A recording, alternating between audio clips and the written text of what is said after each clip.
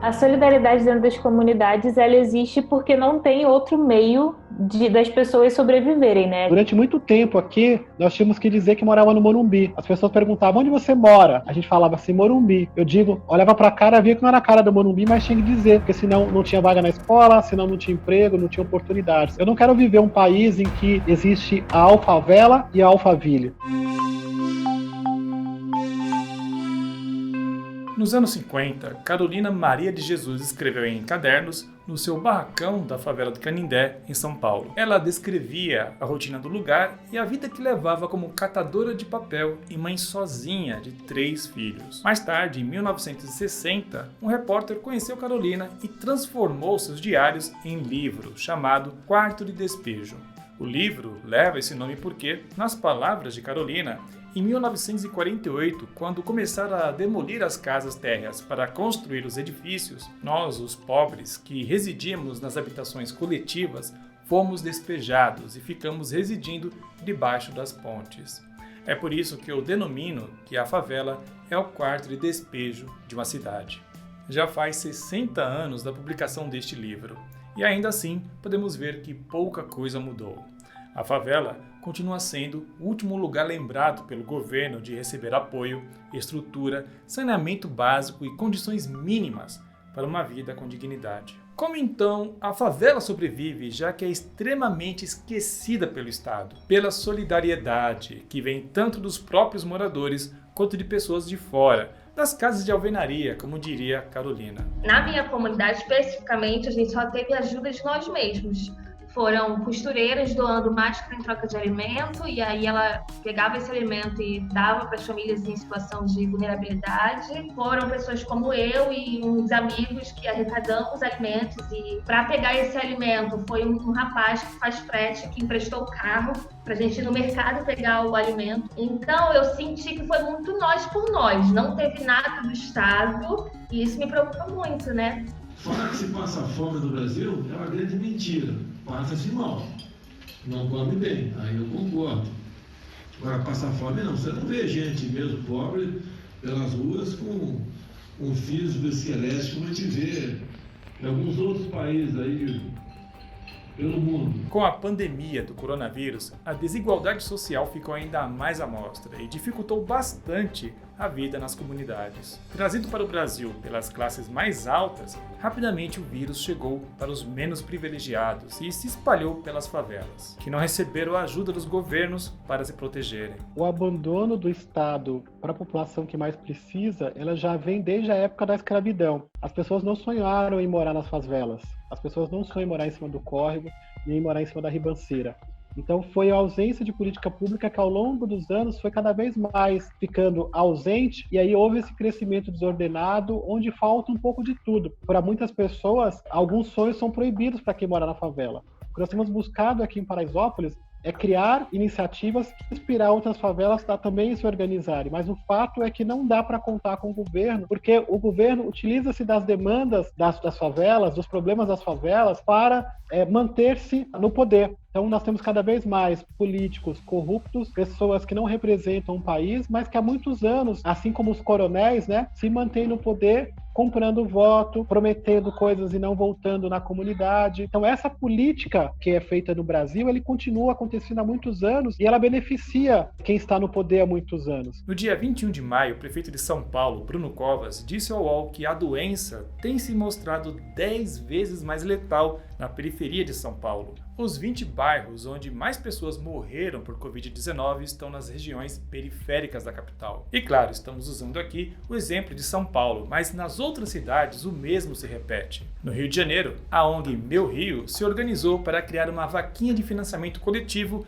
e conseguir doações para as comunidades da cidade. Eu trabalho no Meu Rio. Meu Rio é uma organização que faz campanhas que levam as pessoas a participarem do debate público que está acontecendo na cidade. E aí, quando a Covid chegou no Rio, a gente ficou pensando o que a gente poderia fazer para contribuir com essa pauta, porque a gente já sabia, de qualquer forma, que esse problema ia chegar de forma mais contundente dentro das favelas, que as favelas não tinham condições, que no momento que a Covid chegasse entrasse nessas localidades ia ser um caos completo, como se provou muito rapidamente. E aí a gente pensou, que tipo de abordagem, que tipo de coisa o Meu Rio pode fazer dentro desse tema.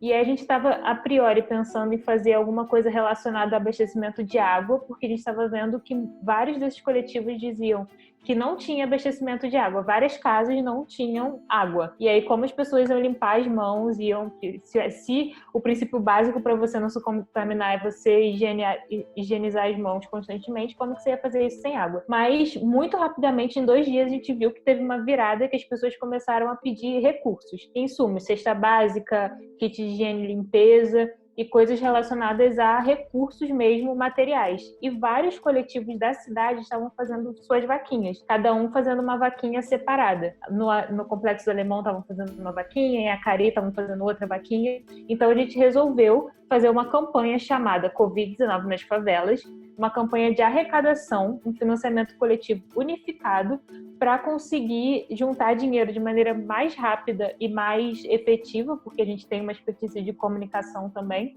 para distribuir para esses coletivos. Então, a gente juntou 8 coletivos da cidade, da região metropolitana, principalmente da Zona Oeste da Baixada Fluminense, aqui no Rio, que eram os que estavam com recebendo menos recursos. A gente juntou eles numa vaquinha só e conseguiu uma arrecadação. Foi super rápido, a nossa meta era R$50 mil. Em uma semana, a gente já conseguiu R$100 mil.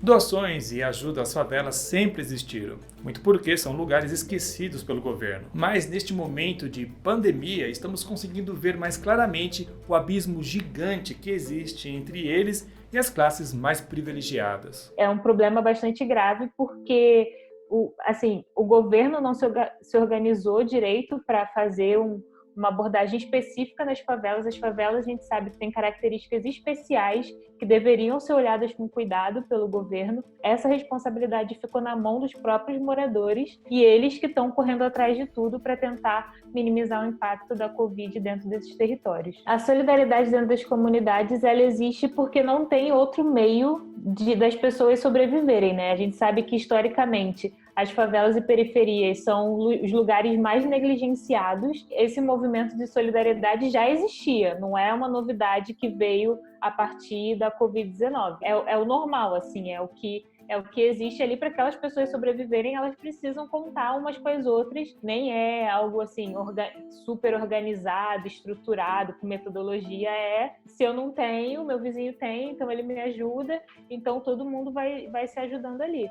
É muito interessante observar isso, é muito legal que isso exista. Seria ótimo se todo mundo tivesse acesso a produtos e serviços de maneira linear, né? Mas isso não acontece, então as pessoas precisam, de fato, contar com a solidariedade, mas isso não é uma característica que aconteceu, que é novidade a partir da Covid-19. A Covid traz outras fórmulas, né? Outros métodos das pessoas se ajudarem. Aí em São Paulo, por exemplo, a comunidade de Paraisópolis contratou ambulâncias, esses chefes de rua. Então, essas coisas precisam se reformular a partir desse novo cenário da pandemia. Como a Débora falou, em Paraisópolis, favela localizada na zona sul de São Paulo, a Associação de Moradores contratou por conta própria equipes médicas e ambulâncias para resgatar pacientes que precisem de atendimento urgente durante a pandemia. Esse projeto foi elaborado pelo G10 das favelas, bloco que reúne as favelas com o maior poder econômico do país para tentar conter a disseminação do vírus na comunidade e oferecer assistência às famílias, já que o SAMU não chega lá. Quando Paraisópolis decidiu criar 12 iniciativas de combate ao Covid, antes de sair falando, como muita gente saiu falando, como especialista, isso e aquilo, nós falamos, caramba, nós temos que fazer aqui o nosso papel.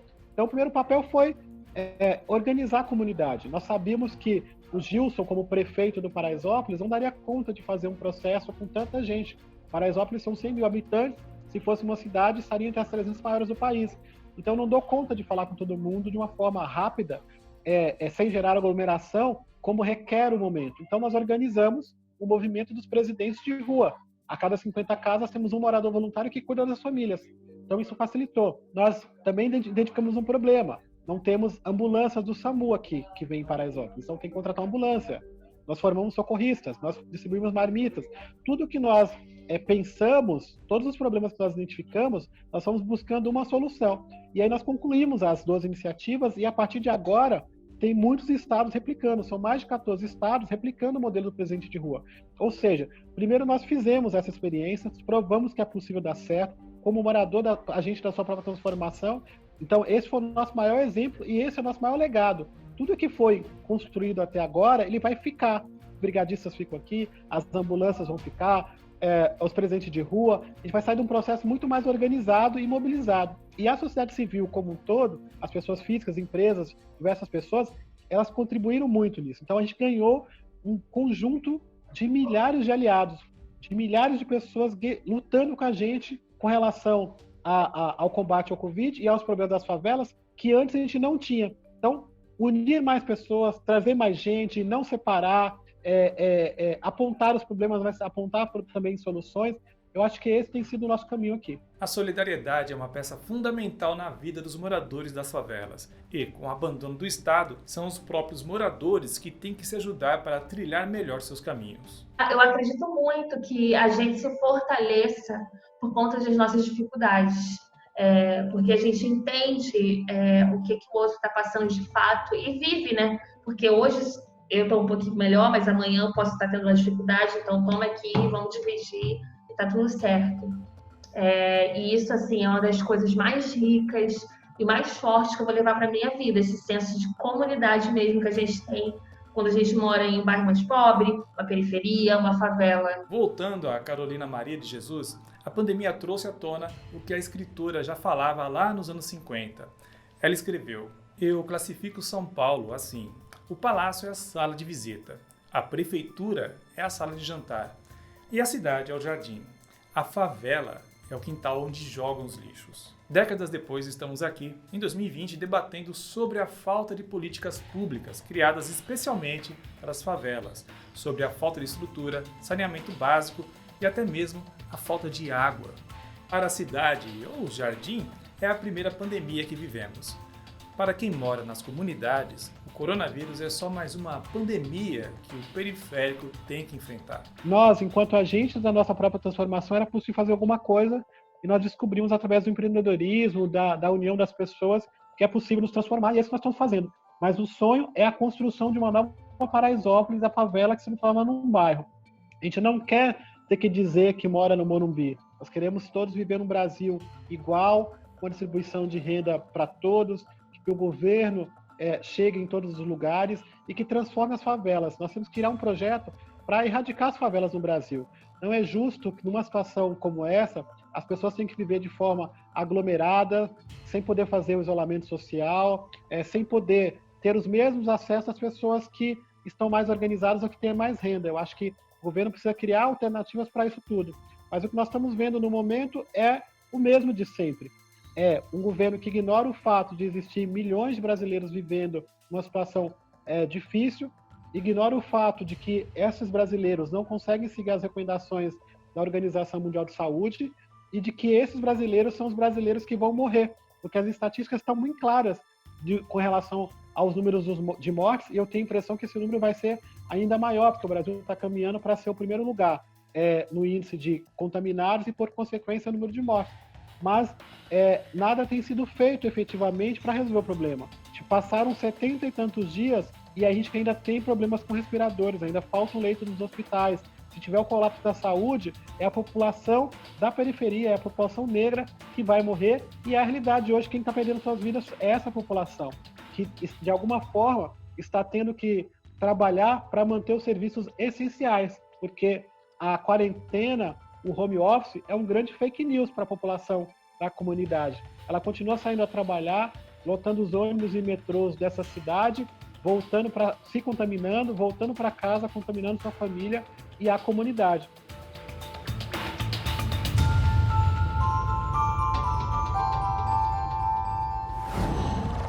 Qual